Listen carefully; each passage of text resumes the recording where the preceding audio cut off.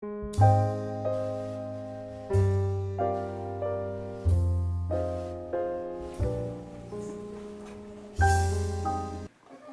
uma vez uma casa sonolenta onde todos viviam dormindo. Nesta casa tinha uma cama aconchegante, numa casa sonolenta onde todos viviam dormindo.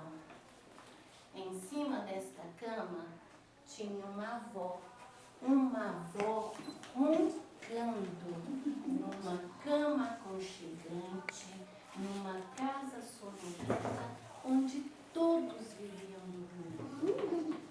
Em cima desta avó tinha um menino sonhando em cima de uma avó roncando, numa cama aconchegante, numa casa sonolenta onde todos viviam dormindo. Em cima deste menino tinha um cachorro cochilando em cima de um menino sonhando, em cima de uma avó roncando, numa cama aconchegante, numa casa sonolenta onde todos viviam dormindo. Em cima deste cachorro tinha um gato ressonando em cima de um cachorro cochilando, em cima de um menino sonhando, em cima de uma avó roncando, numa cama aconchegante, numa casa sonolenta onde todos viviam dormindo.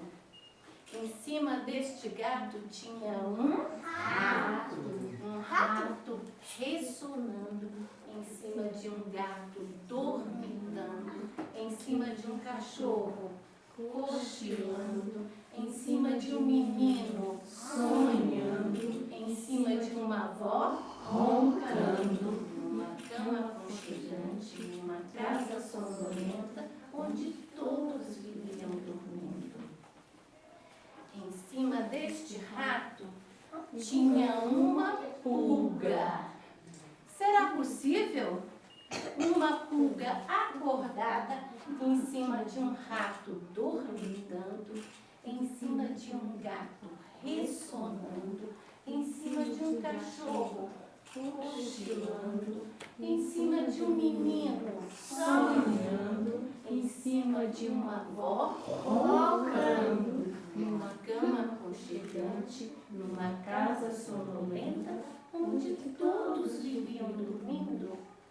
Uma pulga acordada que picou o rato, que assustou o gato, que arranhou o cachorro